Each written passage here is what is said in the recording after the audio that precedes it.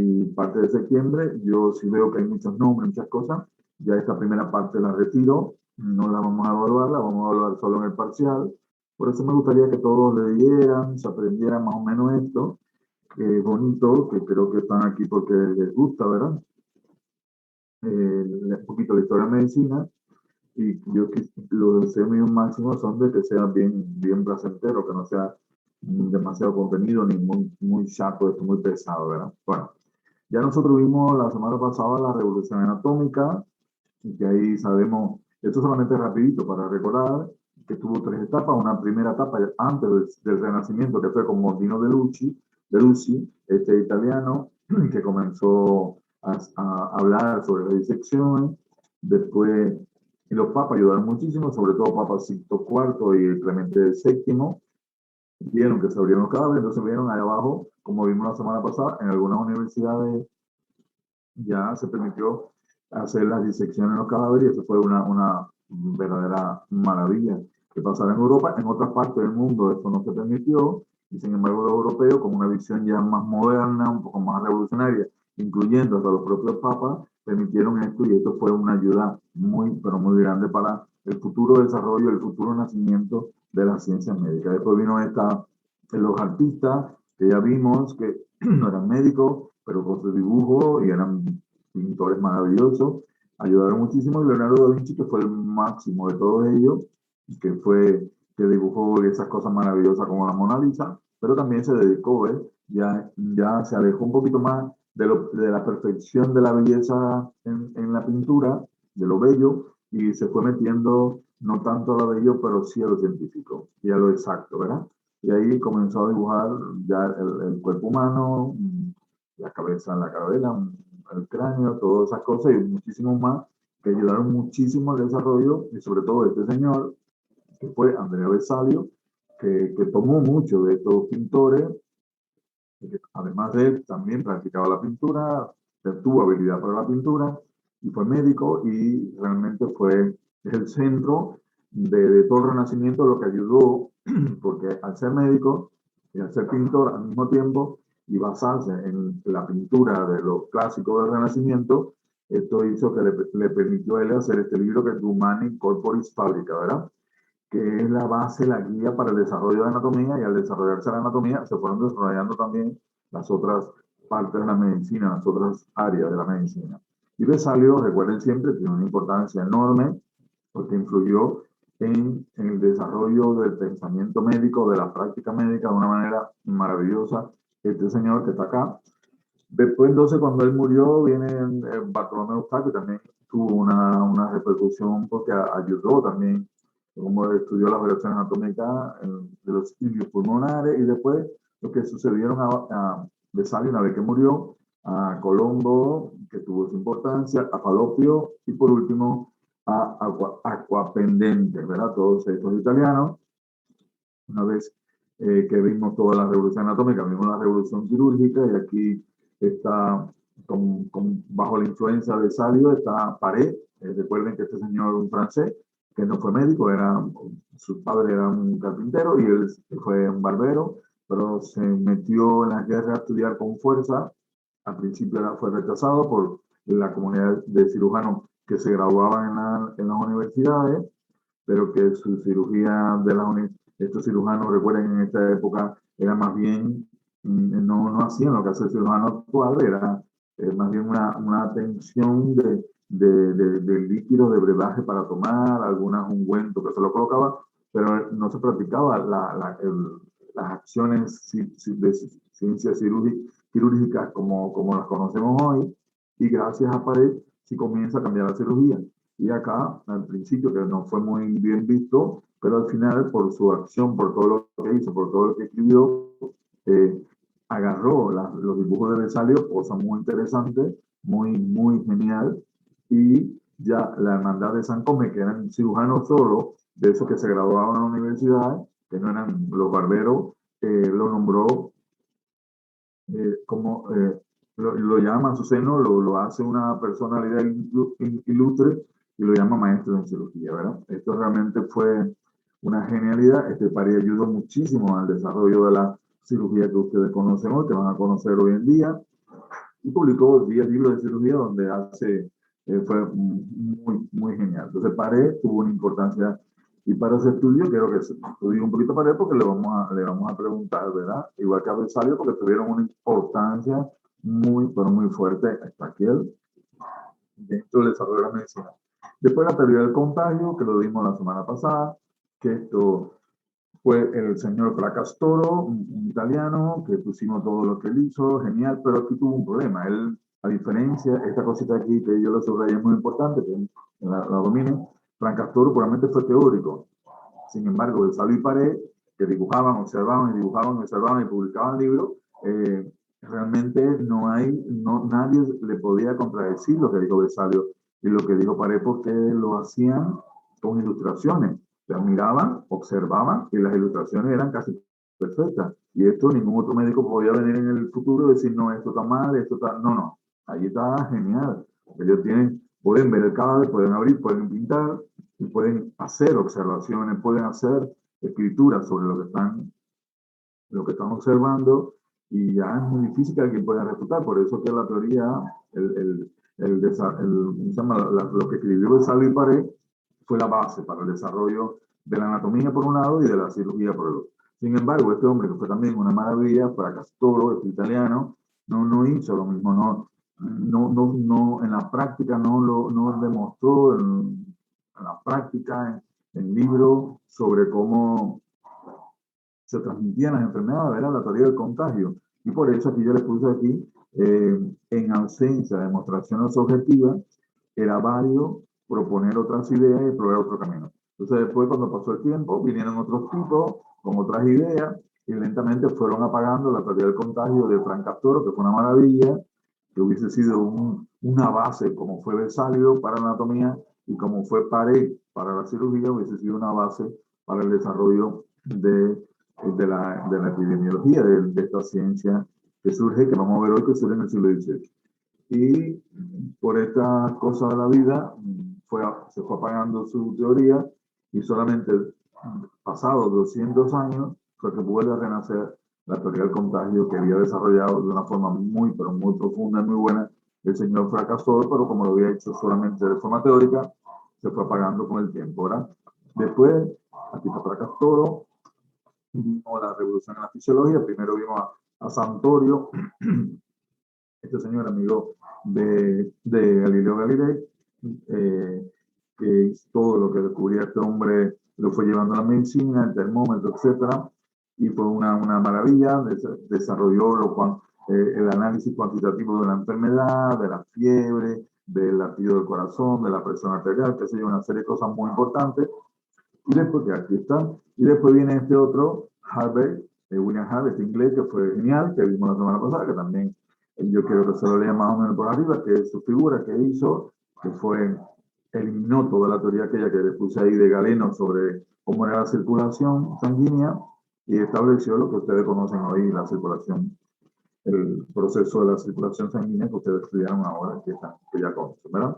Aquí está el señor William Harvey, el doctor, un inglés, que influyó muchísimo en la medicina, ¿verdad? Su descubrimiento fue una cosa genial. Bueno, hoy vamos a ver, ahora vamos a ir más despacio, vamos a continuar en el siglo XVII, o sea, en el Renacimiento, siglo XV, XVI, XVII, y vamos a ver otros importantes médicos, otros importantes aportes en el Renacimiento que fueron pero muy buenos. Aquí tenemos ya la revolución microscópica, la utilización. Recuerden que ya Galileo Galilei comenzó a mirar, comenzó a usar el catalejo, se hacían aquellos vidrios, y Holanda era realmente un país donde los telescopios y esas cosas fueron muy buenos en la práctica, en la cuestión técnica, y se lleva la medicina, ¿verdad? Entonces, que yo les puse, durante el siglo XVII ocurrió otra revolución más, que junto con la anatomía, la quirúrgica y la fisiología, iba a contribuir de manera fundamental a la transformación científica de la medicina, al proporcionar el instrumento necesario para explorar un amplio y fascinante segmento de la naturaleza desconocido hasta entonces, que era el mundo del microscopio, el micromundo, ¿verdad? Aquí tenemos nosotros a este holandés Anton van Leeuwenhoek, murió a principios del siglo XVII, Primero, un ver y descubrir muchas estructuras microscópicas, como los espermatozoides, los protozoarios, vorticelas, los vasos capilares, los eritrocitos, las láminas del cristalino, las miofibrillas y las fibras musculares estriadas de varios tipos de bacterias. En Holanda, como le dije hace un rato, se desarrolla mucho esto de los cristales para mirar de lejos, pero también para mirar de cerca. Y comienza con este hombre una revolución microscópica al observar todas estas cosas que nadie nunca había visto. Se vuelvo a decir, en ninguna otra parte del mundo se hizo esto. Eso es lo que vean la importancia del pensamiento médico y del desarrollo técnico en Europa, porque no solamente aquí, como vemos, no es un desarrollo de la medicina, es un desarrollo de la tecnología en general para otras cosas. Más bien lo de los catalejos, de eso se hizo para cuestiones más bien agrícolas, y después Galileo agarró para mirar para arriba, y este señor Anton van Leeuwenhoek lo agarró para mirar para abajo. Y esto ayudó a una revolución en el mundo microscópico que hasta ahora no había existido. Y fue realmente algo genial. Aquí tenemos a este señor, a este holandés, y este es el microscopio, ¿verdad? Muy sencillo, una cosa muy que ahora yo lo hubiera en mi vida, no hubiese pensado que era un microscopio, pero bueno, ese era. Aquí está la pequeña esfera de vidrio, el lente, soporte de la muestra, ajuste del foco y movimiento vertical de una muestra. Bueno, uno de los primeros microscopios que se hicieron con este señor, este holandés, en el final del siglo XVI, principio del siglo XVII. Después vino este otro señor, Marcelo Malpigio, o Malpigio, no sé, creo que en italiano se dice Malpigio, uno de los precursores en el estudio microscópico de muchos tejidos, tanto de las plantas como animales y humanos. En el 61 publicó su primer libro, Observaciones anatómicas en los pulmones, donde describe los alveolos pulmonares y la comunicación de las arterias con las venas pulmonares a través de los capilares en el pulmón de una rana.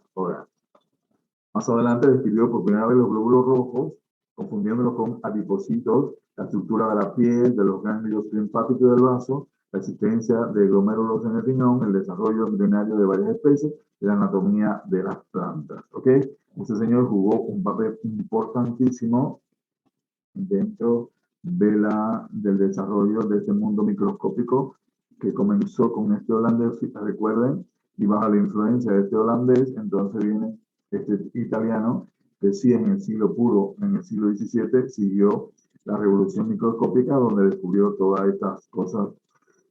Fue uno de los primeros en señalar la identidad esencial de la vida de las plantas y los animales. Aquí comienza con este descubrimiento, con esta palabra de Marcelo Malpighiu, hay un cambio también en el pensamiento de los científicos, porque hasta ahora el mundo animal, el mundo humano y el mundo de la planta eran fenómenos totalmente nada que ver uno con nosotros, ¿verdad? Nada que ver el mundo de la planta con el mundo de los animales y muchísimo menos con el mundo humano. Sin embargo, ella, fíjense, al final fue uno de los primeros en señalar la identidad esencial de la vida de las plantas y animales. O sea, que hay una identificación, hay una unión al observar tanto plantas como animales, de que hay cosas que coinciden. Entonces no estamos tan separados ese mundo con el otro mundo y con el otro mundo que viene siendo el mundo humano, ¿verdad? Aquí está él, Marcelo Malpighi, que Malpighi, falta una bueno, es que en italiano, cuando se pasa a español cambia, pero ahí veo que en italiano es Malpighi, anatomista y biólogo italiano, descubrió los capilares sanguíneos, fue el primero en ver los glóbulos rojos y en atribuirle el color de la sangre. Y aquí está él mismo ya mayor, ya como una persona mayor a finales del siglo XVII y que aportó en la revolución microscópica muchísimo. Y es una de las personalidades, y yo quiero que ustedes se lo aprendan más o menos por arribito, su nombre y qué es lo que hizo esto, sobre todo el descubrir los capilares sanguíneos y esto de los glóbulos rojos y la importancia que tuvo en esa revolución microscópica. Después continúa esta teoría, estas cuestiones de estos dos pensadores, el holandés y el italiano, Robert Hooke, ¿verdad? Es un inventor y arquitecto, aparte de funcionar como el primer encargado del experimento de la Real Sociedad de Londres. Este no es médico, Robert Hooke, pero inventa y fíjense que era él encargado de los experimentos de la Sociedad Real de Londres. Una cosa muy significativa cuando estaba ahí, porque era realmente el tipo un loco en los inventos y en el mundo de la arquitectura, ¿verdad? En el año 1965, pleno siglo XVII, publicó su libro Micrografía, el primero con ilustraciones microscópicas de distintos objetos, entre ellos el corcho, en el que por primera vez se describe y se ilustra una célula biológica y se usa la palabra con el sentido que tiene hoy, publicado en inglés y no en latín. Un aporte genial que ya no se escribe no lo escribió en latín. Recuerden que yo le dije la semana pasada que la mayoría de la población no entendía latín. Latín lo conocían aquellas personas que se dedicaban al estudio de lo eclesiástico, de lo religioso, y estos grandes hombres que tenían mucho dinero que estudiaron toda una vida y que estudiaban en latín, pero el pueblo inglés lo que hablaba era inglés normal, igual que el italiano lo que hablaba el italiano. Entonces, cuando publicaba algo en latín es como que nos den a nosotros ahora.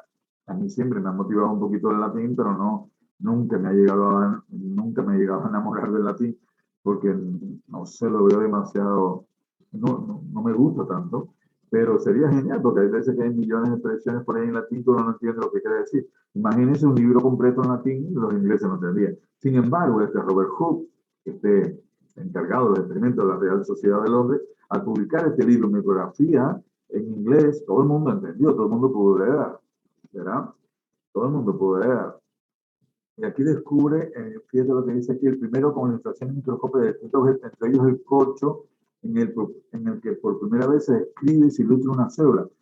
La célula, esto estamos en el siglo XVII, la célula se descubrió como tal en el siglo XIX, a principios del siglo XIX. Sin embargo, Robert Hooke ya vio y le dio el nombre de una célula del corcho, esa parte, una célula biológica, le dio el nombre de célula y la palabra quedó para siempre, y por eso cuando se descubre la célula en el siglo XIX se le pone el nombre de célula.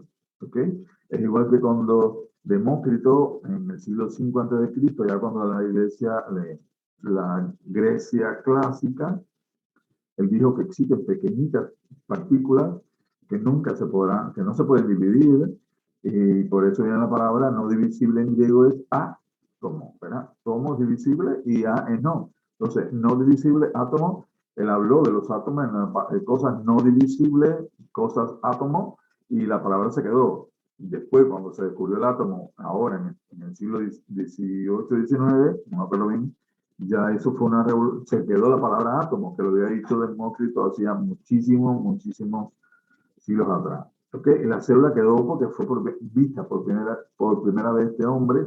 Claro, no fue que descubrió la célula, pero sí vio y describió y dibujó con la célula esa partecita del corcho que vio por microscopio y le puso el nombre de célula, ¿verdad? Aquí está, en 1965, el científico inglés Robert Hooke, utilizando un microscopio primitivo, observó un pedazo de corcho muy delgado, pequeñas células, las cuales llamó células. Hasta este momento, dichas células no se relacionaban con la vida de las plantas, sino con el almacenamiento de ciertos jugos, se pensaba. Desde aquí el microscopio comenzó a ser una herramienta esencial en el ámbito científico de la época y en el desarrollo de la biología en general. O sea, que este microscopio pues, fue ayudando hasta que en el siglo XIX surge la biología como ciencia gracias al descubrimiento de la teoría celular y la teoría evolucionista de Charles Darwin. ¿Ok? Bueno, ahí tenemos, y ahí le puse algo que quiero que lean, que interioricen. La revolución microscópica se inició en el siglo XVII. Repentinamente ingresó a la realidad un mundo nuevo cuya existencia había sido objeto de fantasías y sueños, pero que al explorarlo resultó ser mucho más amplio y complejo de lo que se había imaginado. Una cosa enorme, también que surge más tarde la microbiología, algo hermoso y algo que es esencial en el propio desarrollo de la medicina. Sin esto no hubiese habido el desarrollo médico que tenemos nosotros actualmente. ¿Verdad? Muy interesante, muy lindo. Y quizá ustedes en el futuro, algunos de ustedes quieran ser microbiólogos, meterse en este mundo, el pequeño mundo que tan importante es en la salud humana, ¿verdad? Bueno, hasta ahí la revolución microscópica. También hubo otra en el siglo XVII, ya a finales del Renacimiento, la revolución en la patología, ¿verdad? En la anatomía patológica, que yo creo que ya los de están metidos ahí, y los que están en el cuarto, ahora si hay algunos acá del cuarto están en la introducción a la patología, y que juegan un papel muy importante. Que van a tener la anatomía patológica bastante tiempo, van a tener a la doctora Manuelita bastante tiempo al lado de ustedes, porque era muy importante, ¿verdad? Entonces aquí tenemos que a finales de la Edad Media se empezó a relajar la prohibición eclesiástica y secular de las autopsias. Al principio se autorizaron en casos legales pero pronto algunos médicos empezaron a practicarla en sus pacientes fallecidos en busca de un diagnóstico de una causa de la muerte. Fíjense, al final ya de la Edad Media fue lo que vimos en anatomía, ya los papas incluso permitieron, y esto se fue un poco que relajando en Europa, que fue algo muy, pero muy importante que se relajara eso, ¿verdad? Y viene Antonio Benivieni. Antonio Benivieni fue el primero en dejar un registro de la experiencia en las autopsias. Al abrir, va a buscar las causas de las enfermedades, y en 1507, en el siglo XVI, apareció su libro de las causas ocultas y maravillosas de la enfermedad y de su curación. Contiene 111 casos clínicos vistos por Benivieni, entre los que hay 15 como autores de estudios anatómicos de las lesiones. O sea, abrían para ver por qué la persona había fallecido. Su interés era fundamentalmente práctico, se trataba de encontrar una explicación satisfactoria para los síntomas y la disfunción del paciente. En su libro no hay discusiones teóricas o elucubraciones escolásticas, pero sí se nota que la apertura de algunos pacientes fallecidos no era algo excepcional en la práctica de la medicina. O sea, que cuando él comenzó a practicar esto ya era normal la apertura del cadáver ya en el siglo, a principios del siglo XVI en Europa, cosa en las zonas de Europa que estamos hablando, sobre todo en Italia, cosa muy buena. Entonces, Antonio Benivieni es el primero, el que comenzó esta revolución en el mundo de la patología. Aquí está él. Y aquí fíjense cómo él escribía, dice, eso es una escritura de él, de lo que hacía en su libro, ¿eh? Dice, retenía el alimento que había ingerido en corto tiempo y después lo vomita sin haberlo digerido. Fue tratado cuidadosamente con toda clase de remedios para curar los problemas gástricos, pero como ninguno le sirvió para nada, adelgazó por falta de nutrición hasta quedarse en pura piel y huesos, finalmente le llegó la muerte. O sea, esa es la escritura de él de un paciente, ¿verdad? Que falleció porque todo lo vomitaba, no tenía un proceso digestivo normal. Entonces, una vez fallecido, se abre el cadáver, dice, el cadáver se abrió por razones de interés público. Se encontró que la apertura de su estómago se había cerrado y que se había endurecido hasta la parte más inferior, resultando en que nada podía pasar por ahí a los órganos siguientes, lo que hizo inevitable la muerte. O sea, así como este son toda una serie de escrituras de cómo narra al abrir el cadáver de sus pacientes fallecidos, ¿verdad? Como pone, el cadáver se abrió por razones de interés público. Y lo fue escribiendo, y aquí, como dice, en este caso, el diagnóstico a 4 siglos de distancia es sencillo. Probablemente se trató de un cáncer del estómago de la variedad meningitis plástica. Pero aquí está este señor viene cómo empieza a escribir, y esto es la anatomía patológica, ¿me entiendes? Este es el nacimiento de una ciencia, una parte de la medicina genial, súper importante, que ustedes van a conocer con muchísima profundidad, y algunos de ustedes quizás en el futuro se haga patólogo, toda una ciencia, interesantísimo, tengo bastantes amigos que son patólogos, y que es hermoso, ¿verdad? Es muy interesante el mundo de la patología, de la anatomía patológica. Y este fue el padre, y miren una forma sencilla. Después tenemos acá otro señor que fue más importante todavía, porque pasó el tiempo, y hay más, se fue desarrollando, Théophile Bonnet, ¿verdad? El recopilador más acucioso y exhaustivo del siglo XVII.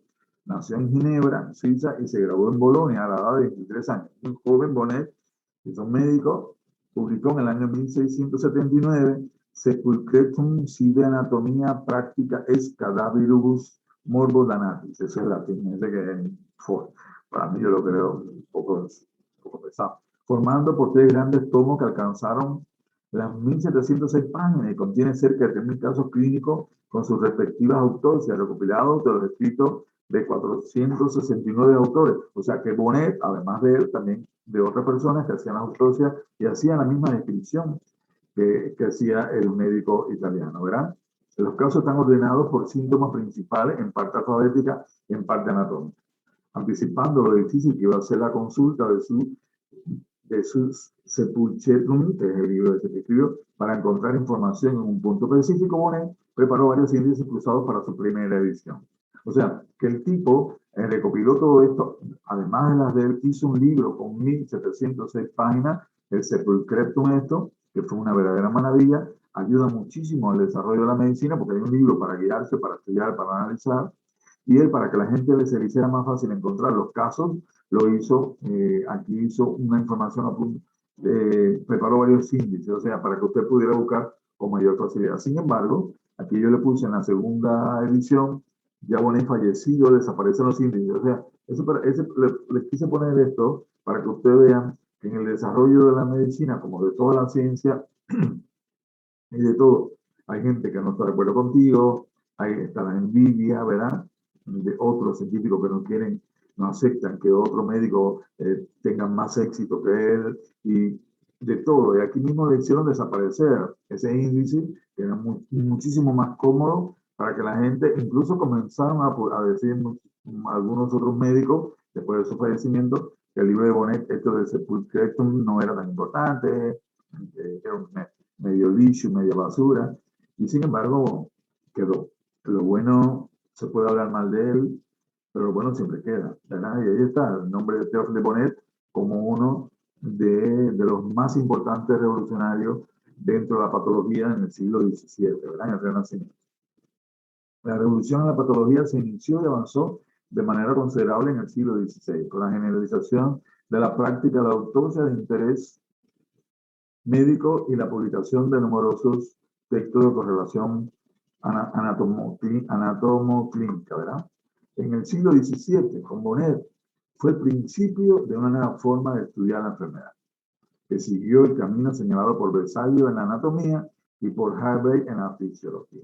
Para conocer la naturaleza hay que interrogarla a ella misma en lugar de buscarla en los textos de Galeno y Avicena. Esto es muy importante en el siglo XIX, en el Renacimiento. Para conocer la naturaleza humana, hay que buscarla en el propio cuerpo humano y no leyendo los libros y los textos que había escrito Galeno hacía como 8 siglos atrás y Avicena, este médico, recuerden, musulmán del mundo árabe, que también jugó un papel importante, pero que los médicos se guiaban solo por lo que dijeron. Basta de tanta lectura y vamos a ponernos. Y le agradecemos infinitamente a Bonnet, que fue uno de los precursores de esta revolución en la patología, en la anatomía patológica y uno de los padres de la anatomía patológica. Aquí tenemos entonces la revolución clínica, yo creo que ya estamos terminando el siglo XVII, en la revolución clínica tener una importancia dentro de la medicina, la revolución a fines del Renacimiento, la forma como los médicos atendían a sus pacientes. Ahora, cómo la medicina interna, o sea, la clínica, se fue desarrollando en el siglo XVII, ¿verdad? Aquí tenemos a este hombre. Por eso digo que los nombres no tienen que aprender solo de memoria, pero sí saber, ¿verdad? Por lo menos. Que Thomas Sydenham, en inglés, representa un cambio radical en la conducta del médico ante el paciente.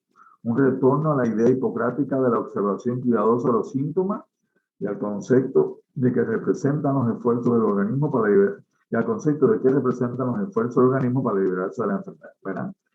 El señor Sydenham comenzó a tomar aquella cuestión hipocrática de que al paciente hay que observar, hay que mirar y hay que saber diferenciar qué enfermedad tiene este con qué enfermedad tiene aquel.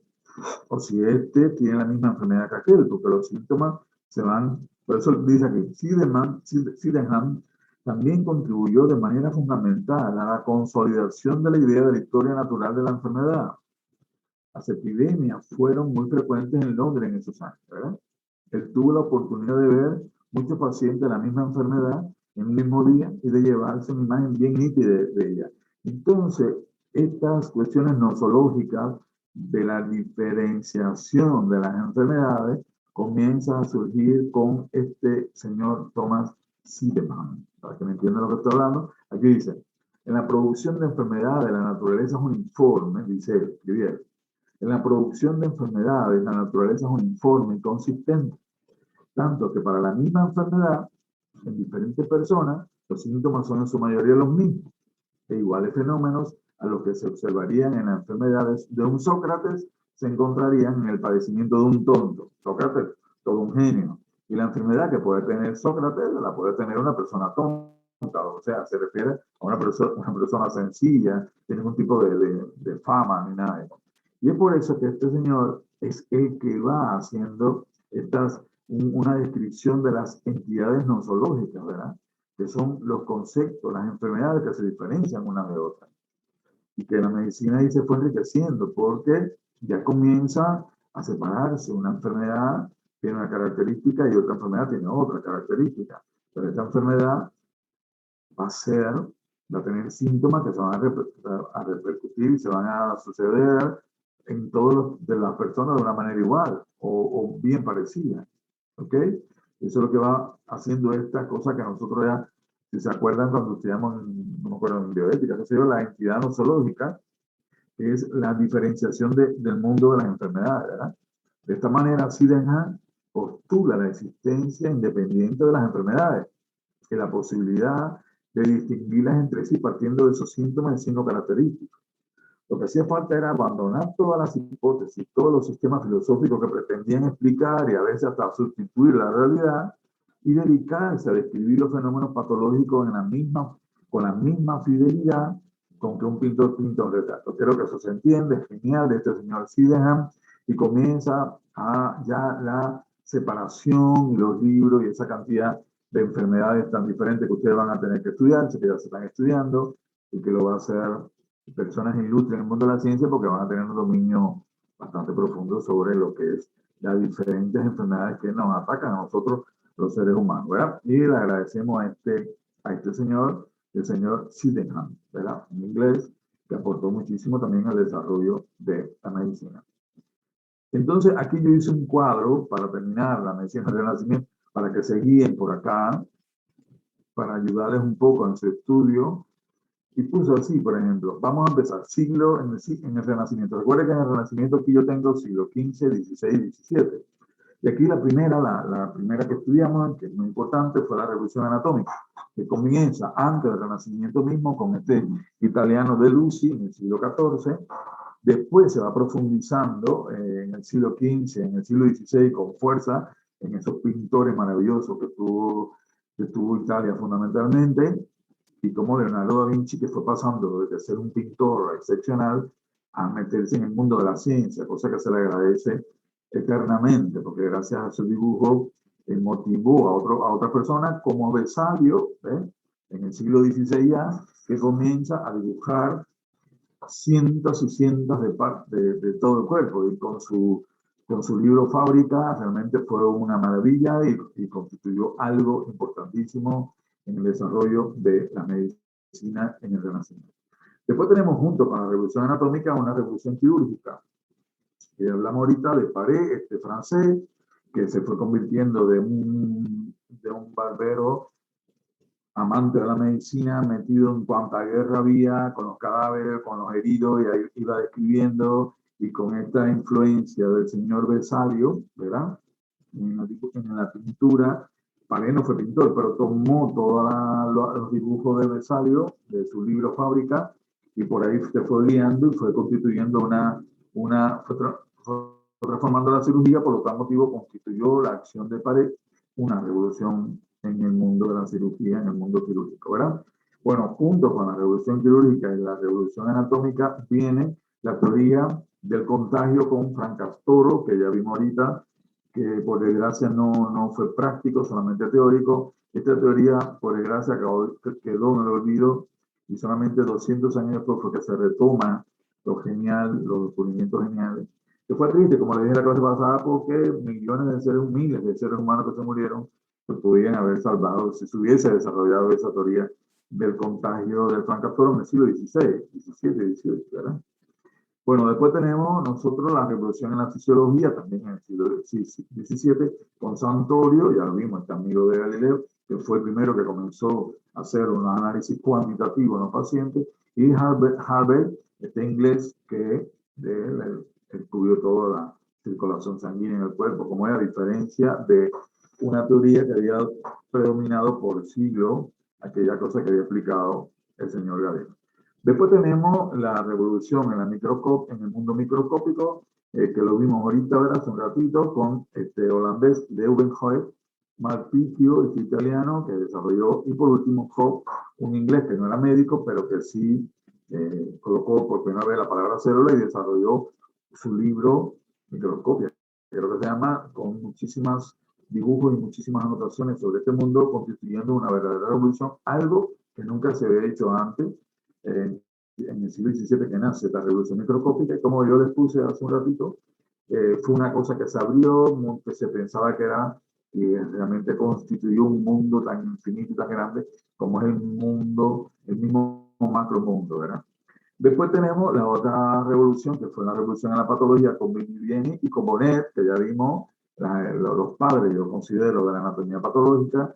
Y por último, tenemos nosotros la revolución clínica en el siglo XVII con Sydenham, donde él comienza a hacer un estudio de la cantidad enorme que tuvo de pacientes y por pandemias, entonces todos tenían, cuando hay una pandemia, todos tienen la misma característica, los mismos síntomas, y ahí comienza a hacer un análisis profundo de lo que se llama las entidades nosológicas, las enfermedades que saberla diferenciar una de otra, y escribir sobre esto y estudiar sobre eso, y ayuda muchísimo a que ustedes como médicos, cuando ya dominando una enfermedad, llega un paciente con las características de una enfermedad determinada, toman las medidas pertinentes y le pueden salvar la vida o aliviarle el problema al paciente. Bueno, este es el Renacimiento, así quiero que se lo estudien para el examen de nosotros, el examen parcial de Historia de Medicina. Está bonito, así, a que, vuelvo a repetir, saber quién fue Paré,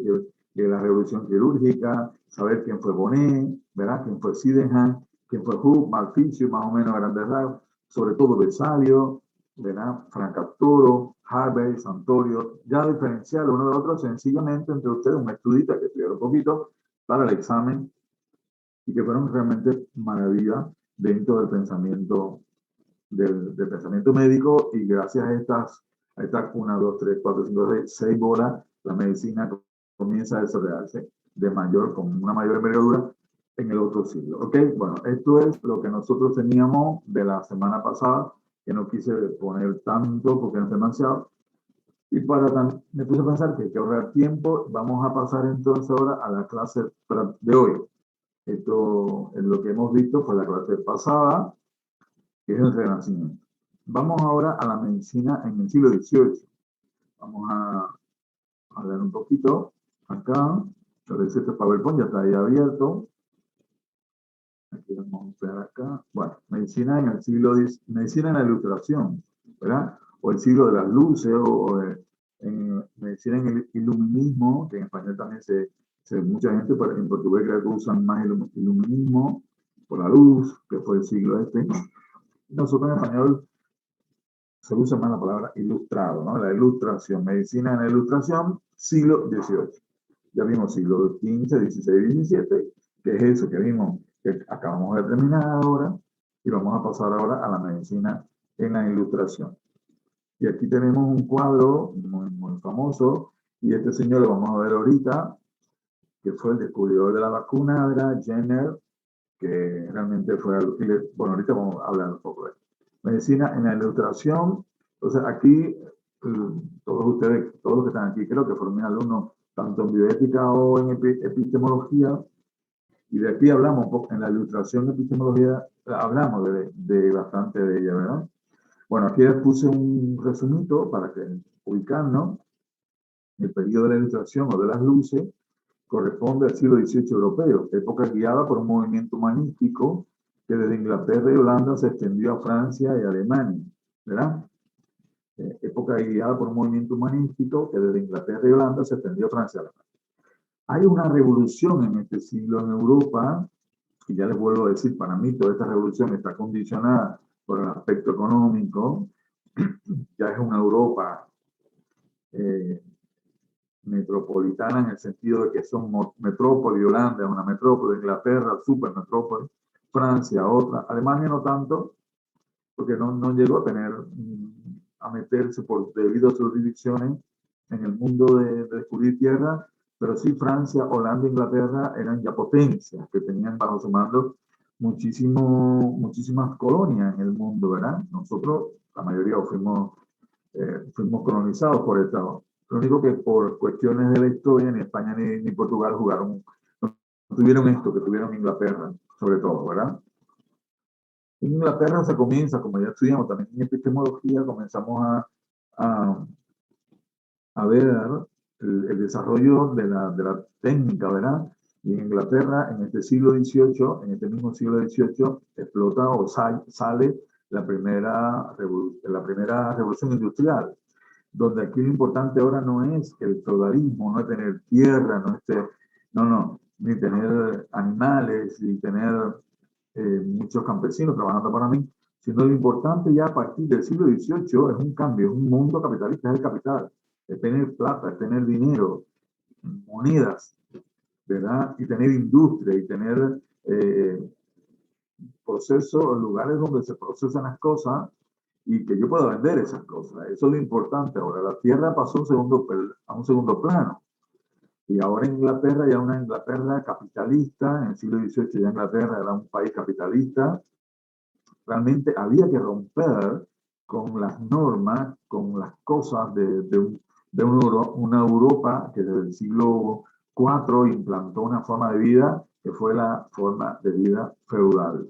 Había que eliminar los reyes, los marqueses, ese mundo, había que eliminarlo y había que darle apertura fuerte, grande al mundo del capitalismo, a donde la producción y la venta y el comercio fuera abierto, que no hubiese ninguna persona que frenara aquello. Y es donde entonces nace la ilustración, nace aquella idea de cómo vamos a acabar con estos reyes, cómo vamos a eliminar al rey de Francia, al rey de España, al otro rey, que han sido durante siglos los que han determinado la vida en el mundo europeo. Y ahí comienzan entonces todo un iluminismo, una luz, hay que buscar al hombre verdadero, hay que eliminar esta forma de vida, ¿me entienden? Y ahí entonces donde a veces aparecen todas esas cosas geniales de la igualdad, la solidaridad, la hermandad, que surgen entre todos, en todos estos países en lucha contra los reyes y contra toda esa estructura feudal que existía todavía en Europa. Entonces, por eso, este movimiento espiritual tenía por fin dar al hombre bienestar usando y aplicando la razón con independencia crítica a la historia. En este examen crítico, el hombre debía tomar conciencia de los aciertos y la torpeza de la humanidad. Basta ya de que un hombre dirija la vida de millones de seres humanos. Ahora somos nosotros los propios hombres los que tenemos que hacer nuestra historia. Y viene toda la locura esta, que fue realmente genial. Esta locura fue la que provocó la revolución en Estados Unidos, donde cuando triunfa, y recuerden lo que vimos en epistemología, Estados Unidos es la primera república moderna, donde no hay rey, ni hay reina, ni hay nada de eso, allí no hay nada. No están en la tontería esta de los reyes de Inglaterra, el rey de España, que no juegan ningún papel, porque Estados Unidos ha sido un país desde que se fundó sin nada de esto y se transformó con el tiempo en el país más poderoso y sigue siendo el país más poderoso del mundo. Entonces, Estados Unidos es el ejemplo, ¿verdad? De cómo había que acabar con aquello, todo lo que dijeron los ingleses, los franceses, todo el mundo, y llegó ahí y fue tomado como una acción práctica y se ejecutó la primera república moderna de la historia de la humanidad, que fue los Estados Unidos. Y viene todo esto por la lucha de la libertad humana, etcétera, etcétera, ¿verdad?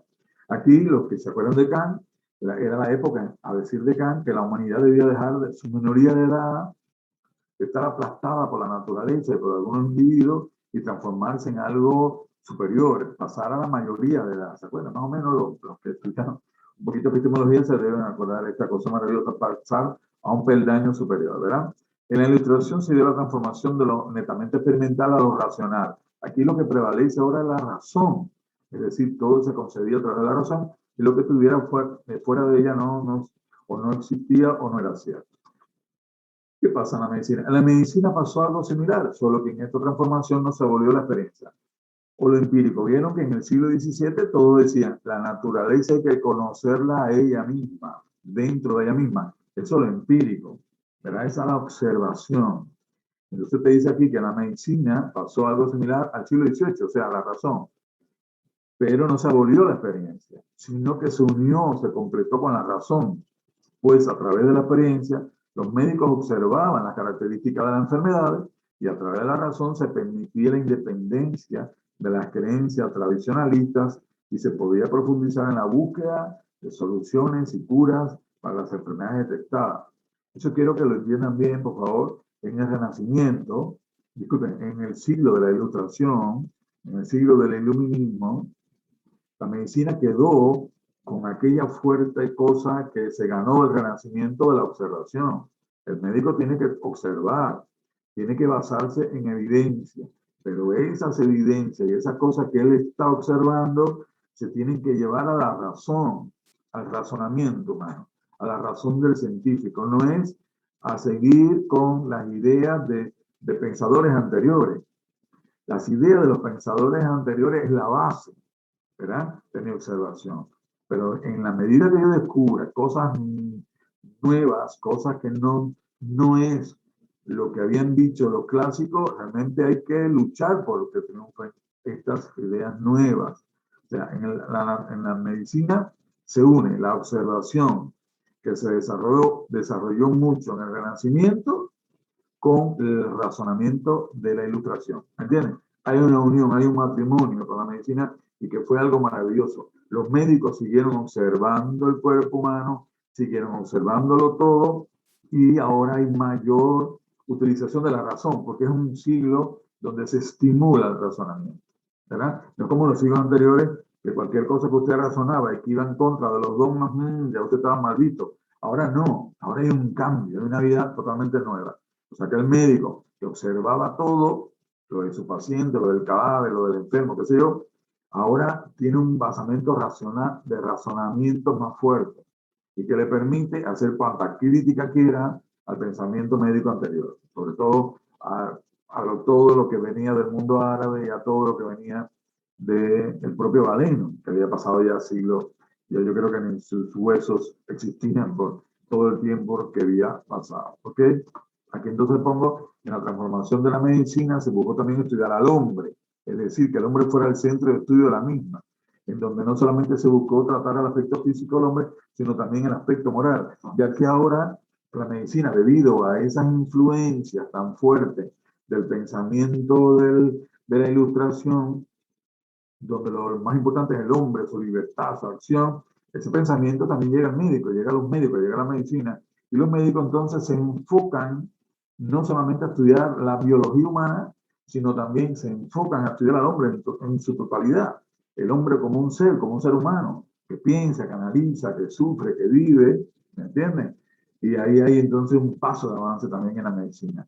La medicina no es biología, la medicina tiene un basamento biológico, por supuesto, pero para ayudar a algo superior a la propia biología, que es el hombre, la vida social, la vida humana.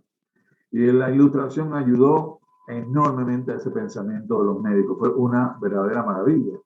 Lo mismo que sucedió en la Ilustración, en donde el centro de la política y del pensamiento filosófico era el hombre, en donde se le daba importancia y valor al cuerpo del ser humano, al intelecto y al nivel de conocimiento que éste poseía, además de que la política debería estar dispuesta a suplir todas las necesidades que el hombre poseía.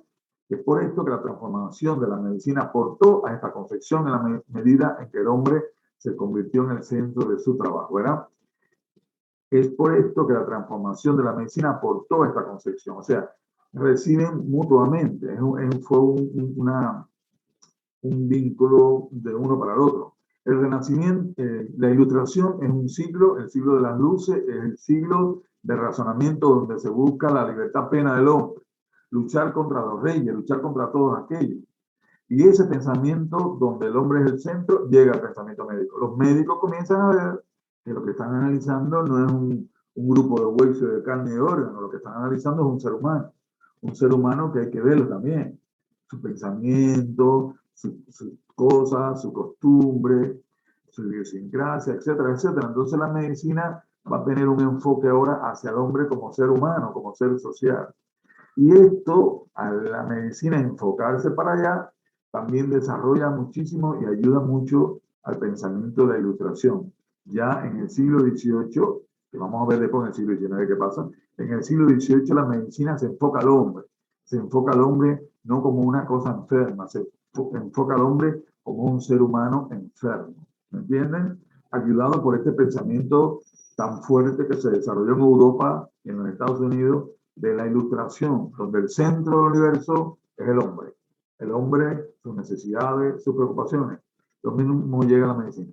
Pero la medicina desarrolla algunas teorías que vamos a ver ahora sobre el hombre, ayuda muchísimo también al desarrollo del pensamiento de la Ilustración sobre lo que es la independencia de la propia vida humana. ¿Ok? Aquí tengo ya en el médico, fíjense, hay algo que quiero que entiendan este pedacito ahora sobre la figura del médico en el siglo XVIII. Fíjate, en el ejercicio médico, los médicos intentaban ser más científicos, más sistemáticos y surgió así la figura del médico obsesionado por clasificar las enfermedades. Recuerden, ya se recibió la influencia del Renacimiento, vamos a clasificar las enfermedades. Los médicos ya en la sociedad humana, o sea, en la sociedad, comienza a verse al médico como algo diferente. Es en el siglo XVIII, señores.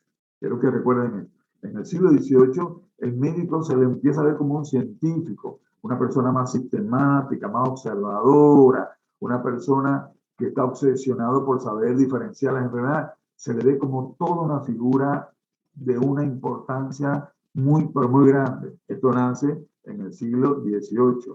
La medicina inicia aquellos años los primeros contactos con el resto de los científicos. Ahora la medicina se comienza a unir con tres ciencias que ya había, con la química, que estaba muy fuerte, comienza a unirse con la física, que era muy fuerte, y comienza a unirse con el mundo de la matemática, ¿verdad? De los cálculos matemáticos, todas estas cosas. O sea que la medicina se comienza a llenar de contenido verdaderamente científico. Y es por eso que la figura del médico en la ilustración comienza a transformarse muchísimo, a pesar de sus arcaicas teorías, porque todavía no hay una medicina científica, todavía hay muchísimo atraso de los siglos anteriores, independientemente de los descubrimientos que hayan podido existir, pero hay mucho carácter arcaico todavía, mucho atraso. El médico del siglo XVIII constituyó una fuerza social. Es por ello que el papel del médico aumenta y como consecuencia la enfermedad pierde parte del poder de acción independiente que había tenido durante el siglo anterior. En siglos anteriores, incluyendo el Renacimiento, cuando venía una pandemia, nadie pensaba en los médicos. La gente lo que pensaba era cómo nos salvamos de esto, ¿verdad? No había como hoy en día que cuando ya todos nosotros ya es una costumbre en la humanidad toda.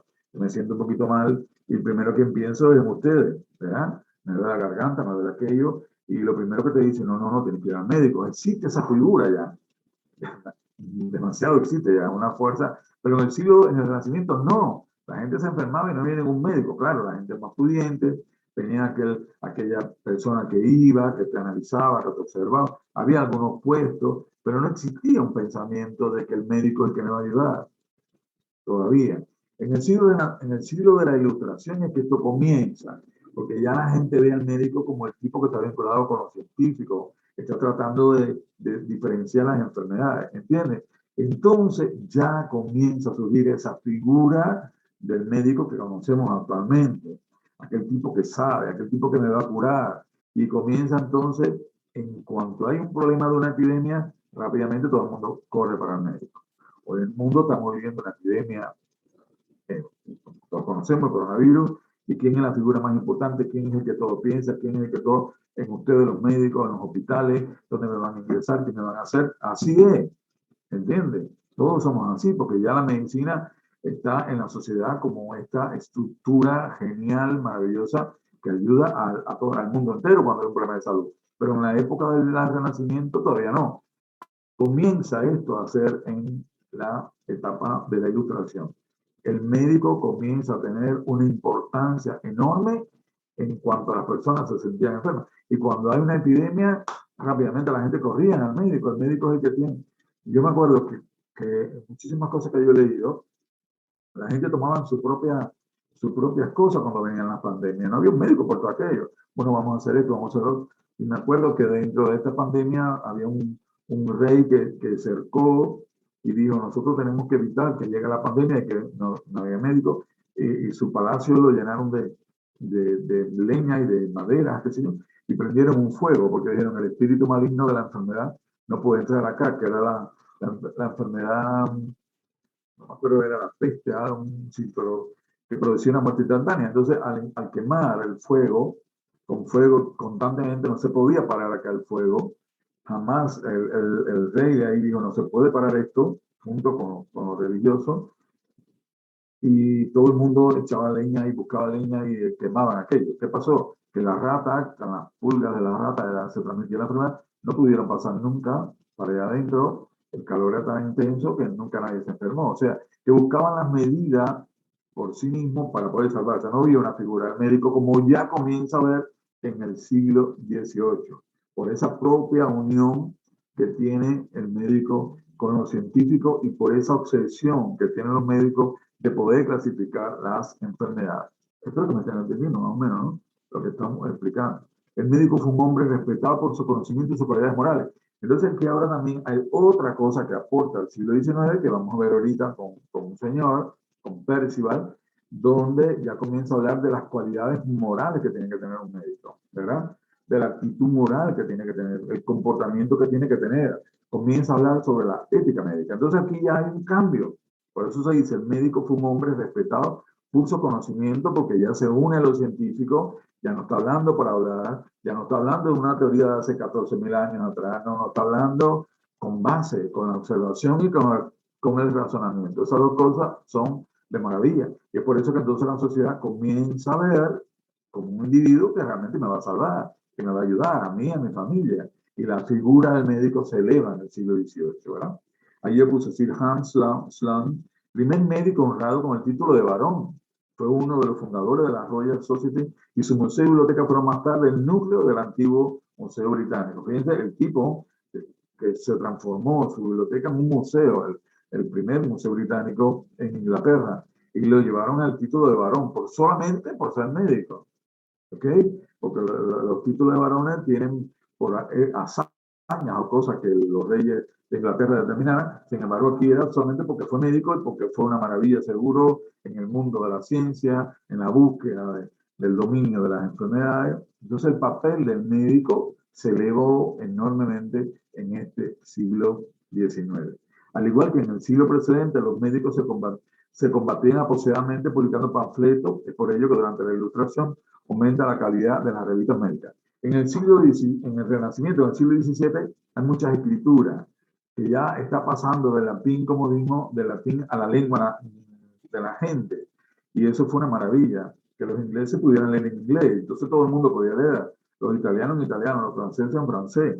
Se va dejando a un lado la lengua latina.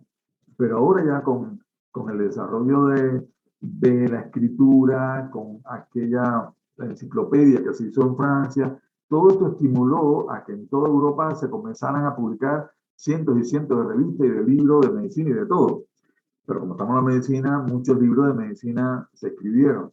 Entonces, las discusiones, los enfrentamientos entre un médico y otro, una teoría y otra, fueron más fuertes. Y esto ayudó en esta lucha por que prevalezca mi teoría sobre la tuya, pero yo tengo que demostrarlo. Ahí, al final, la que gana es la medicina, la que ganaba o la que ganó realmente fue la sociedad en este siglo XVIII. Aquí tenemos una figura del médico del siglo XVIII, ya analizando, pensando con toda, escribiendo, ¿me entiendes? Una figura representativa del médico del siglo XVIII. Entonces vamos a ver algunas de las esferas. Y esto es lo que hace, por ejemplo, la medicina social y salud pública. El médico aquí comienza a tener mayor importancia, porque fíjense, van a ver, por primera vez se habló de la medicina social y pasó a primer plano la idea de la prevención de enfermedades. El clima como factor patógeno tan importante en la medicina hipocrática pasó a segundo plano frente a las malas condiciones sociales. El sistema de una política médica global se llama la obra de 6 volúmenes de John Peter Frank dedicado a la salud pública.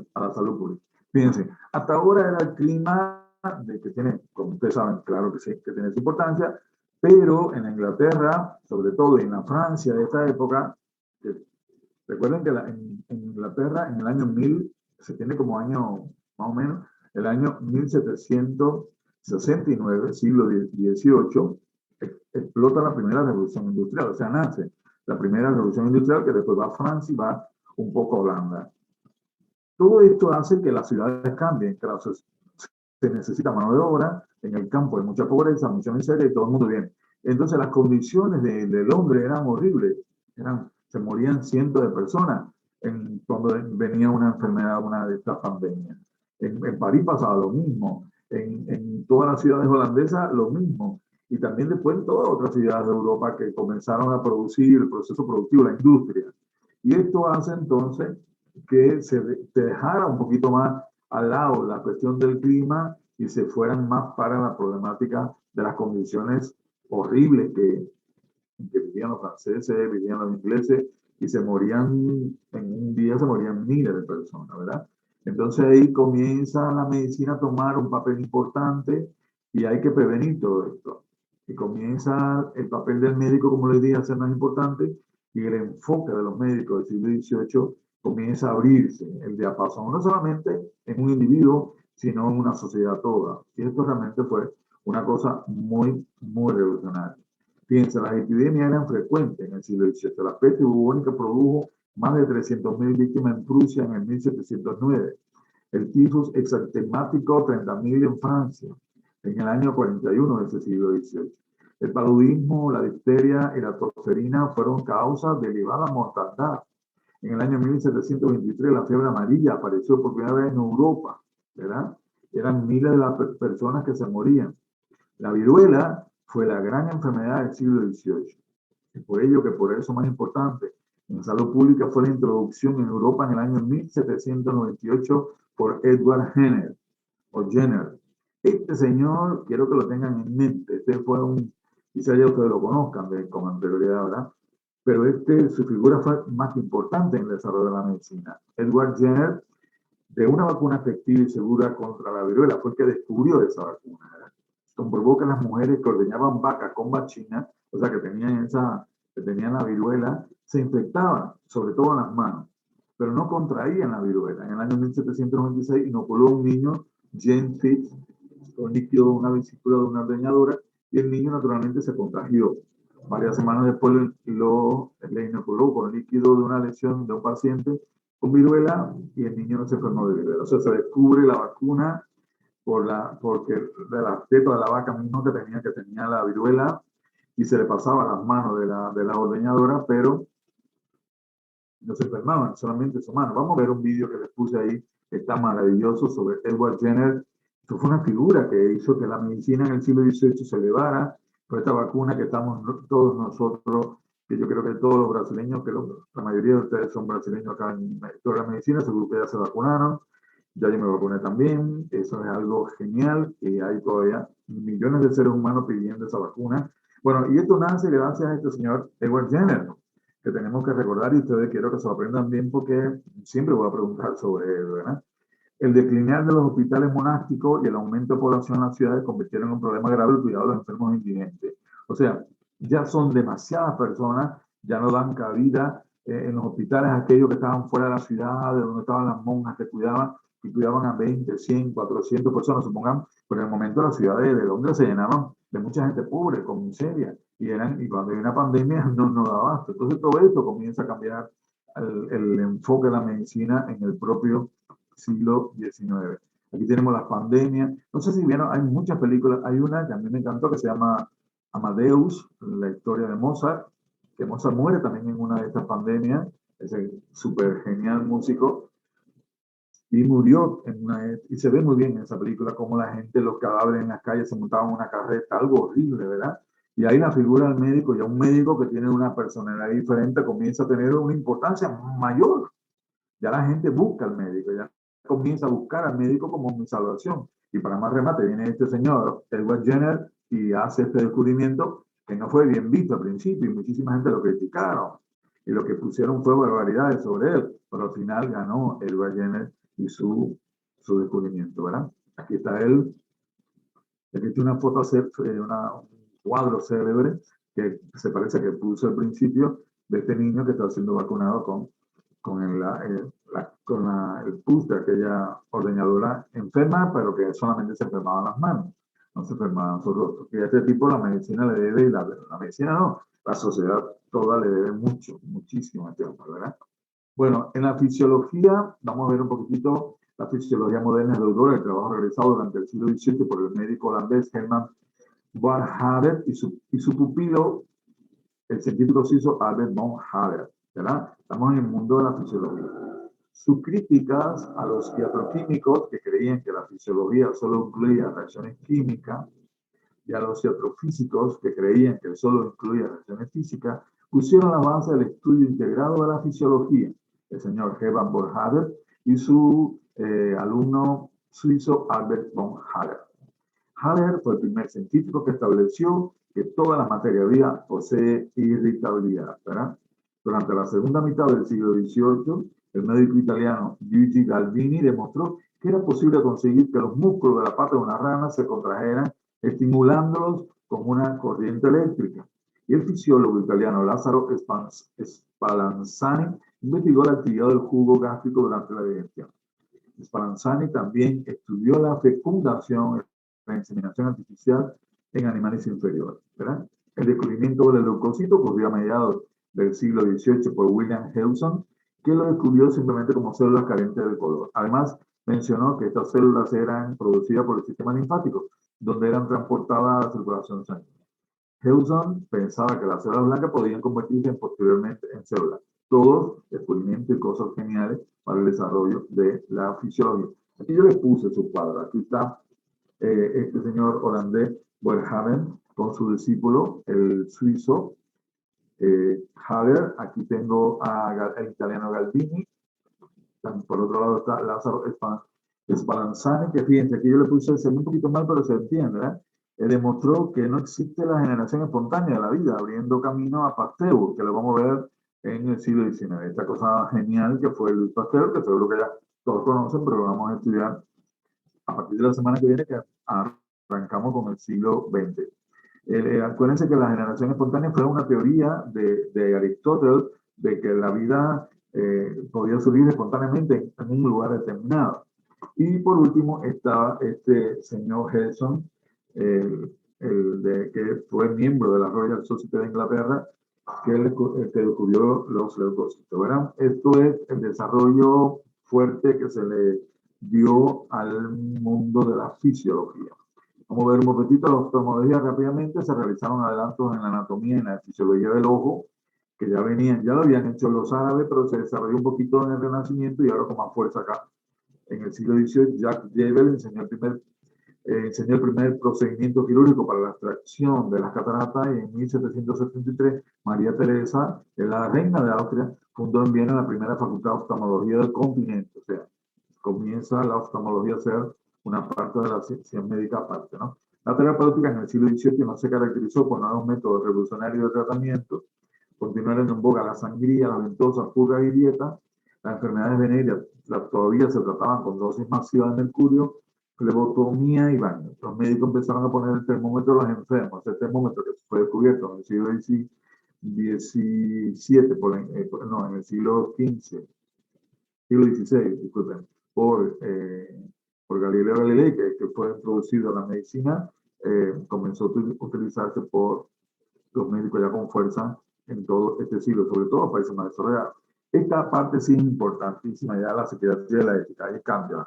Fíjense, aquí hay de personalidad y con eso vamos terminando esta parte ya, para que no se me vuelvan locos, de los personajes del siglo XVIII, ¿verdad? Aquí yo tengo la psiquiatría y la ética, que son muy importantes. Como le dije ahorita, el hombre pasa a ser el centro de la medicina, ¿verdad? Y la psiquiatría hasta ahora había sido una locura, era más loca la psiquiatría que los propios locos. Y las condiciones de vida y los tratamientos a los locos, a las personas con problemas mentales, era horrible. Sin embargo, ya como aquí el hombre pasa a jugar un papel más importante, la figura del enfermo, el ser humano, se comienza a ver un viraje violentísimo en el mundo psiquiátrico y también en el mundo de la ética. Ya el comportamiento del médico tiene que ser de muchísima responsabilidad hacia con su paciente, ¿verdad? Y por eso le puse ahí, se produjeron progresos en psiquiatría y en la preocupación por los aspectos éticos de la medicina. En el año 1794 apareció la obra de Thomas Percival, Código de Ética, que fue un modelo para muchas generaciones. Y este código fue durante muchísimo tiempo la guía que después viene a ser sustituida en el Código Hipocrático, pero que toma también de Thomas Percival cuando se acaba la Guerra Mundial. Pero jugó un papel muy importante, ¿verdad? El trabajo, este código hecho por este inglés Thomas Percival. La idea de que las alteraciones mentales se debían a la posesión por el demonio desapareció. Otra cosa genial. Ya el loco no es porque el demonio se agarró de su cuerpo, ¿no? Las alteraciones mentales pasaron a considerarse enfermedades. El psiquiatra más destacado fue Philippe Pinel, que murió a principios del siglo XIX. Afirmó que las enfermedades mentales eran causadas por cambios patológicos en el cerebro. O sea, este francés es el que revoluciona el aspecto de... Por un lado, tenemos un inglés que ya nos vamos alejando, y lo que quiero que se den cuenta, que nos vamos alejando lentamente de Italia y nos vamos metiendo con mayor fuerza, aunque todavía hay muchos médicos en el siglo XVIII italianos que aportaron mucho, como hemos visto, pero ya nos vamos subiendo un poquito más al norte de Europa, ahora estamos más entre Francia, Inglaterra, Holanda, por ahí arriba. Y vamos a ver Alemania en el siglo XIX. Aquí tenemos el inglés Thomas Percival, que hizo un código de ética, de ética que es el respeto de ustedes los médicos hacia nosotros los pacientes. Y este señor, este francés, Philippe Pinel, que comenzó de que el psiquiatra es una enfermedad, que no es una cosa de demoníaca o de demonio ni nada de eso, ¿verdad?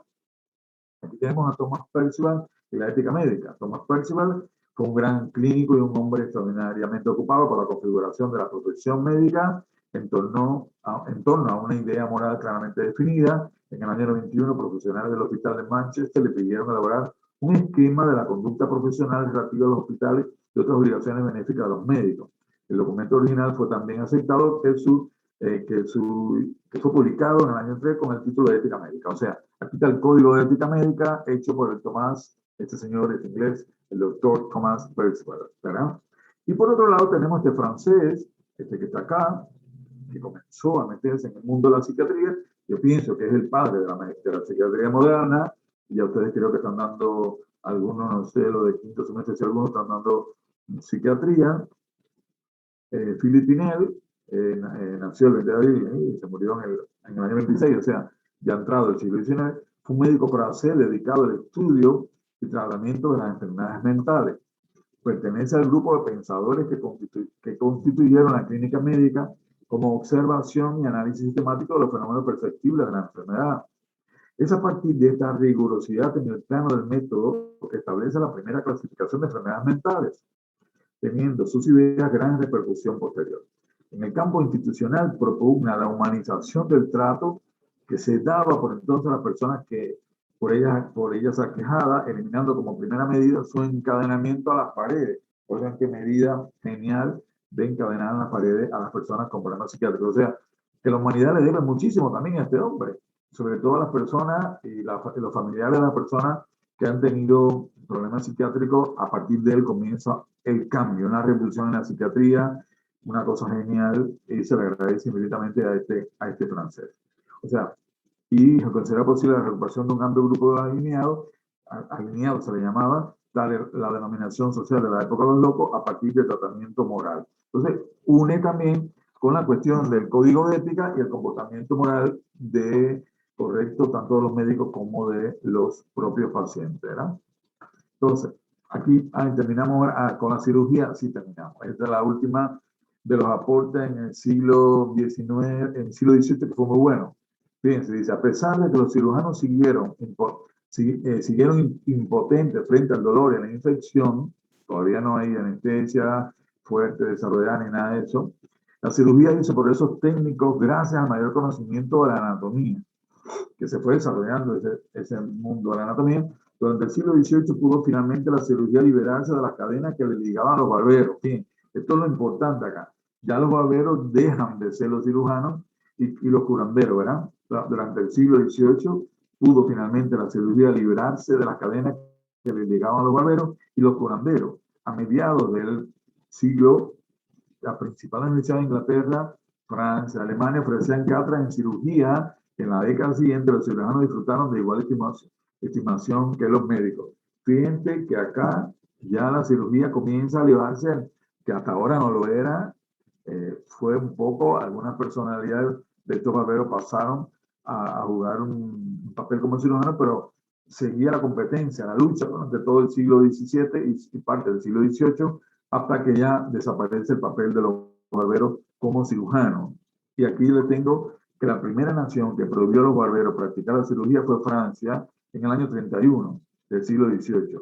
Fundó la Real Academia de Cirugía, se inventó además el torniquete y se desarrolló un procedimiento para la mastoidectomía. O sea, aquí cambia por completo, los barberos ya son desplazados. La primera fue Francia, pero después todos, y hoy en el mundo ningún barbero practica ningún tipo de cirugía, ¿verdad? A no ser que te corte cuando te estén pelando y te hagan una herida.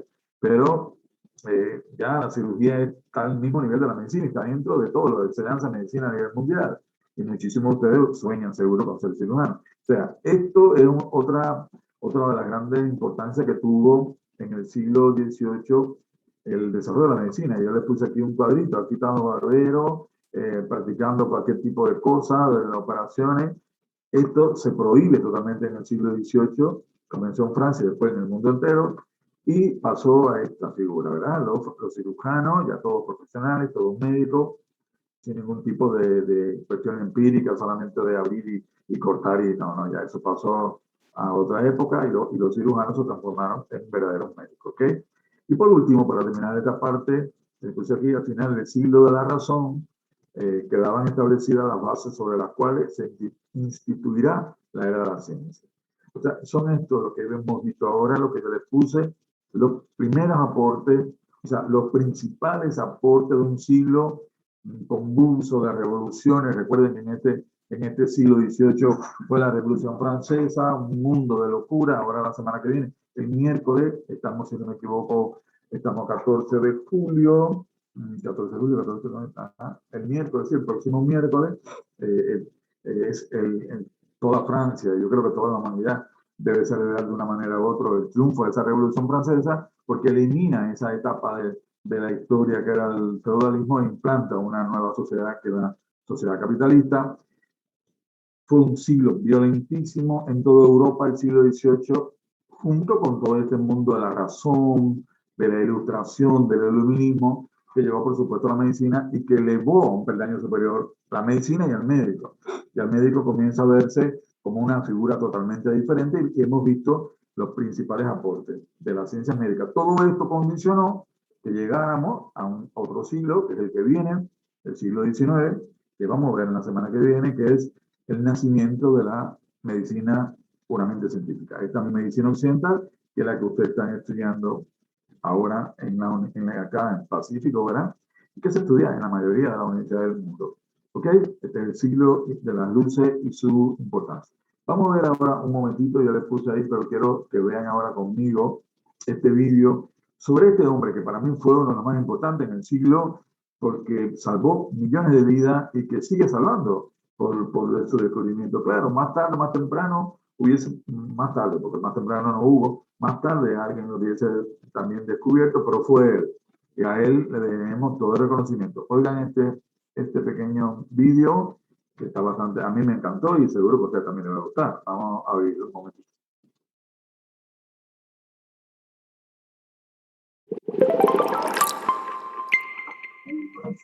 Hola curiosos y curiosos, soy JJ Priego, bienvenidos a Ciencias de la Ciencia, ese pequeño lugar donde veremos que lo conocido es finito y lo desconocido infinito. Hoy seguimos con la sección Biografía según Isaac Asimov. En ella veremos las historias de los grandes científicos a ojo de uno de mis ídolos, el gran escritor nacido en Rusia, Isaac Asimov. Como siempre, me basaré en su libro Momentos Estelares de la Ciencia, y siempre os dejaré el enlace a este libro en la descripción para que lo podáis comprar. Es espectacular. Hoy hablaremos de algo asombroso. Hablaremos de los trabajos de un hombre que ayudó a que toda la humanidad pudiese controlar enfermedades monstruosas, horribles y brutales. Unos trabajos que señalaron el camino para acabar con enfermedades muy temidas por el hombre. En este vídeo hablaremos de Edward Jenner y del inicio de la vacunación. Estoy seguro de que si ves este vídeo no vas a tener nunca dudas de la importancia de la vacunación, tanto para ti como para tus hijos. Bueno, ¿queréis saber más sobre este gran médico? Pues vamos a curiosear.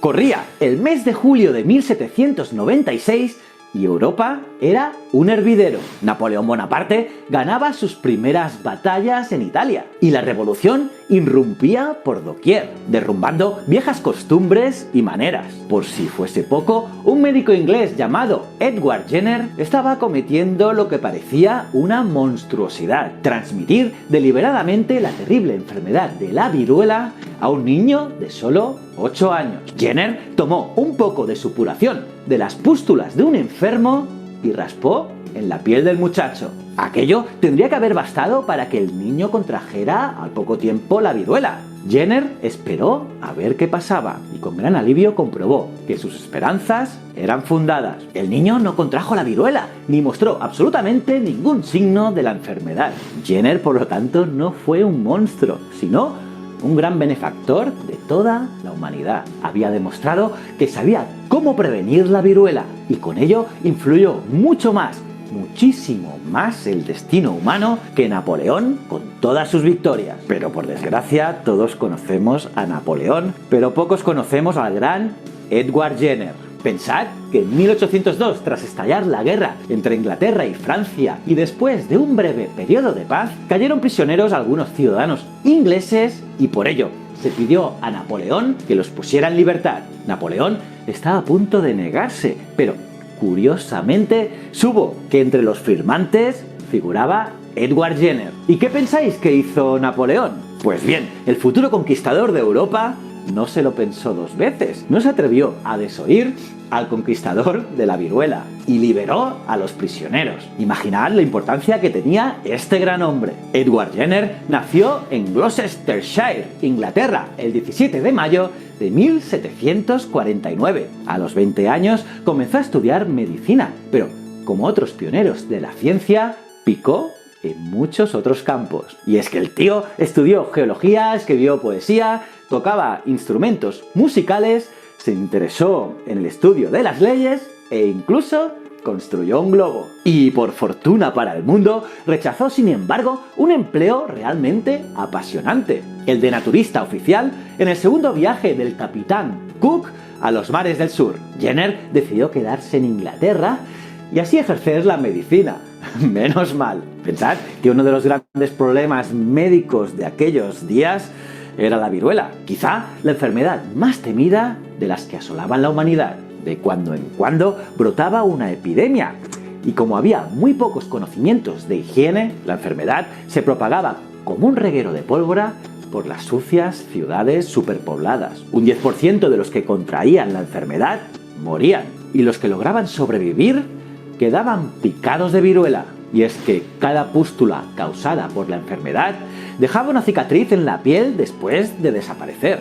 Y en los casos más graves quedaba todo el cuerpo cubierto de marcas. Así, mucha gente temía más la horrible desfiguración del rostro que la propia posibilidad de morir. Además, la viruela no respetaba a nadie. George Washington, por ejemplo, la contrajo en 1751 y se recuperó. Sí, se recuperó, pero en la cara le quedaron permanentemente las huellas de la enfermedad. El rey Luis XV cayó víctima de ella en 1774 y murió. En aquellos tiempos era casi una excepción tener intacta la piel del rostro. Una piel lisa bastaba para calificar de bella a su poseedora, aunque solo fuese por contraste con otras menos afortunadas. La viruela solo se podía contraer como máximo una vez en la vida. La persona que no la hubiese pasado la contraía muy fácilmente por contagio, pero una vez pasada la enfermedad y repuesto el paciente, no volvía a contraerla por mucho que se expusiera a ella.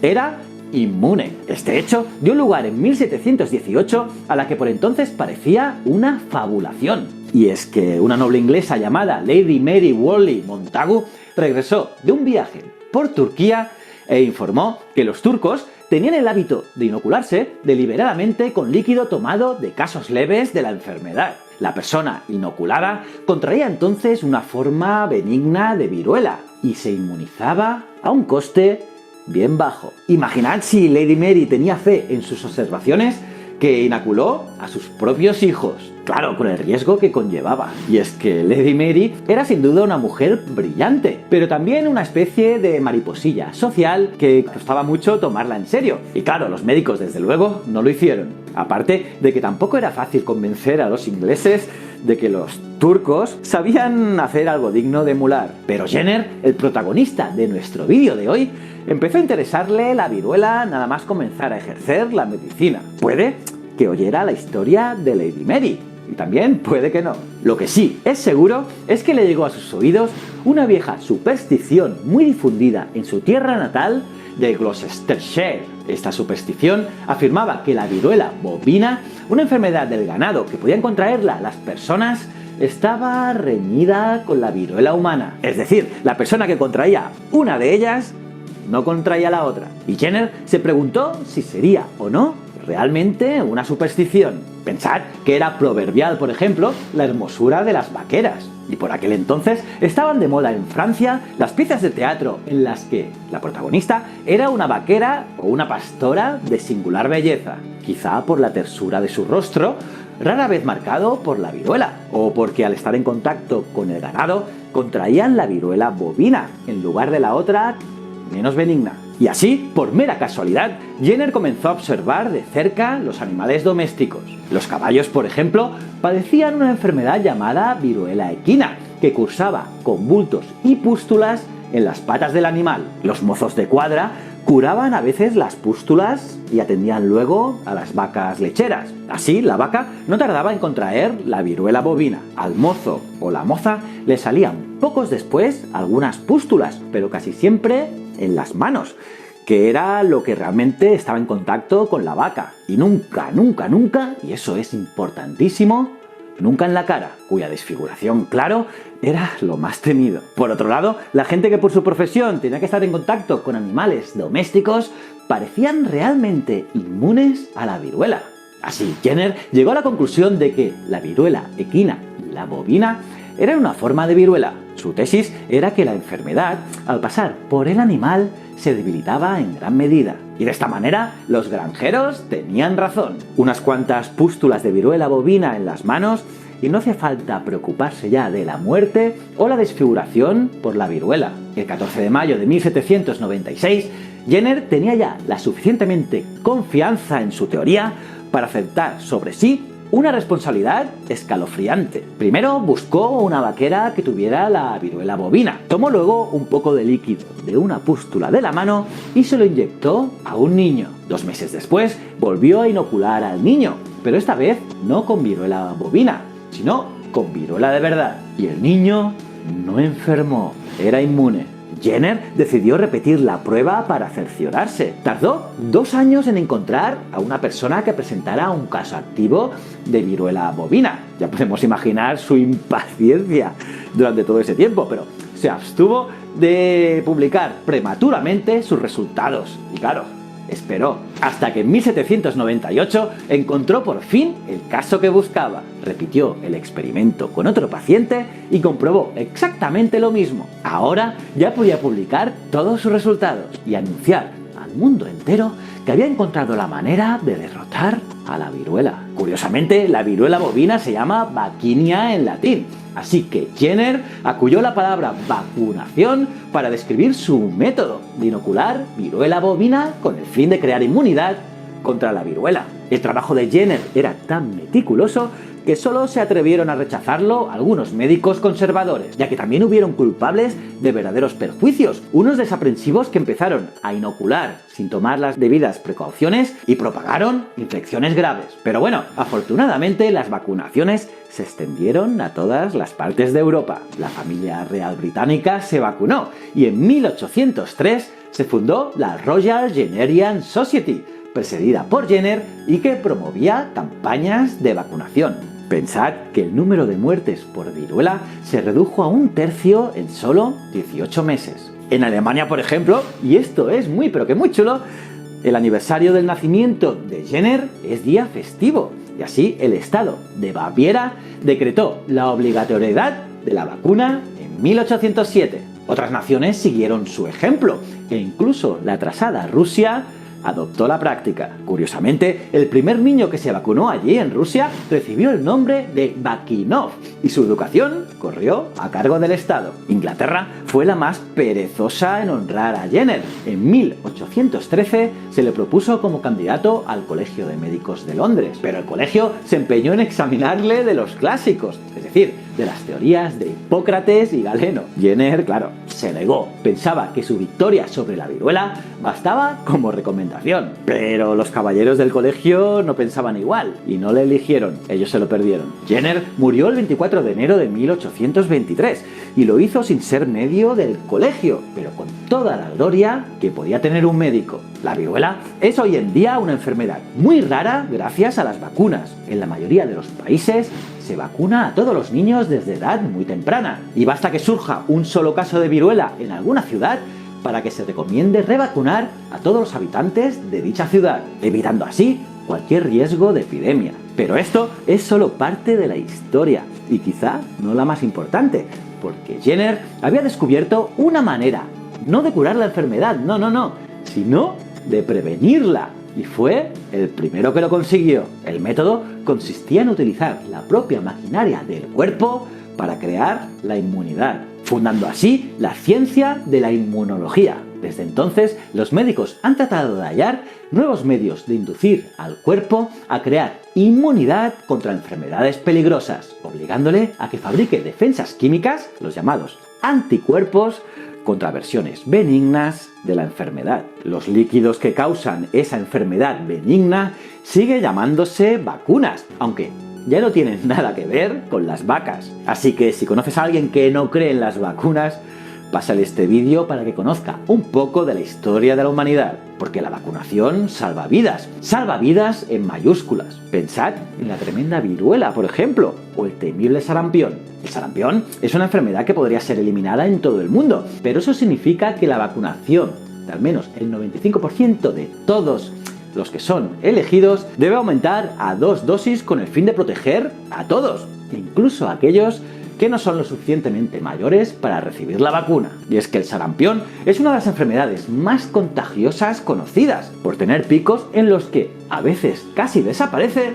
y otras, al haber personas con predisposición, aumenta. La primera dosis se da típicamente entre bebés de 12 y 15 meses, con una segunda dosis administrada a los niños antes de que empiecen la escuela. Y así, casi el 92% de los niños del primer mundo de 19 a 35 meses de edad han recibido la vacuna triple vírica. Y es por ello que casi no hay sarampión, una enfermedad mortal. Pero aún con ejemplos claros como estos, hay inconscientes que apoyan el movimiento contra la vacunación. Movimientos que tratan de vincular la triple vírica con el autismo. Y lo hacen mediante el resultado de investigaciones más que desacreditadas por miles de científicos en todo el mundo. Y es que el ser humano a veces es muy, pero que muy tonto, porque las vacunas también ayudan a combatir enfermedades como la fiebre amarilla, la fiebre tifoidea, la gripe o la tuberculosis. Y es por ello que la importancia de los trabajos de Jenner no estriba solo en que acabará con la viruela. Estos trabajos señalaron el camino para acabar con otras enfermedades muy temidas por el hombre. Y este camino quizá lleve algún día a eliminar todas las enfermedades infecciosas. ¿Cómo os habéis quedado, curiosas y curiosos? ¿Qué? ¿Qué te ha parecido la vida de este gran hombre? Por favor, pónmelo en los comentarios, los leo todos. Y nada, si te ha gustado este vídeo ya lo sabes.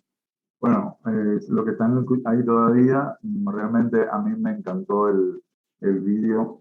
Lo tienen ahí, lo pueden ver de nuevo y fíjense cómo era la sociedad de la época, que este hombre quiso ese descubrimiento de las importancias. Sin embargo, el Colegio Médico Inglés no lo aceptó porque tenía que hacer un examen de Galeno y de Hipócrates, ¿verdad? De los clásicos. Y él no aceptó aquello. Y realmente es una muestra, y no lo aceptaron como una personalidad ilustre en el seno de la ciencia, como era el pensamiento todavía dogmático y fuerte y que prevaleció por muchísimo tiempo. Fue una maravilla. Este señor, como dice este hombre, es la humanidad toda se quita sombrero con Edward Jenner, ¿verdad? Y con todos los otros médicos que también hemos estudiado. Bueno, nosotros ya estamos terminando. Aquí están. Le puse otro artículo acá que me gustaría que vieran, que es un poquito más amplio, que pueden leer ahí ustedes, los que no me entendieron bien, y aquí está todo, aquí un momentito, sobre la ilustración, ¿verdad? Y ahí vienen todos los nombres y otros que no mencioné, pero que hacen también un recuento sobre todo el siglo XVI, del siglo XVIII, el siglo de la ilustración, las principales personalidades de este siglo, pueden leérselo, y que está muy, muy interesante, muy bonito. Pero para el examen lo que vamos a evaluar son los nombres de las personas que puse en el PowerPoint para no ser tan recargar tanto, pero me gustaría que lo leyeran. Da una luz más amplia de todo el siglo de la ilustración. ¿Ok? Ya nos quedan solamente 2 semanas, 2 clases antes del examen, que es el 17 de julio y el 24 de julio. Ahí el 17 y el 24 ya arrancamos con la medicina en el siglo XX, de la medicina, que hay mucho más nombres, vamos a ir despacio, voy a buscar los más significativos, los de mayor importancia, y donde hubo mayor influencia en el desarrollo de algunas de las asignaturas, porque están ahora, qué sé yo, de las profesiones médicas más conocidas. Vamos a darlo en las 2 semanas que vienen y después el examen vamos a evaluar de esta manera. Vuelvo a decirle a los que llegan un poquito tarde que me gustaría que leyeran, ve, aquí ya tenemos todas las clases King of Power, tenemos desde la Grecia clásica, después Galeno, después la medicina árabe, después vino el Renacimiento y hoy vimos la Ilustración. Léanselo todo, tengan más o menos en su cabeza quién es quién, qué hizo cada uno, qué pasó con los griegos, con los árabes, qué pasó con quién es Galeno, lo que desarrolló. Y así vamos a hacer nuestro examen para que todo el mundo saque una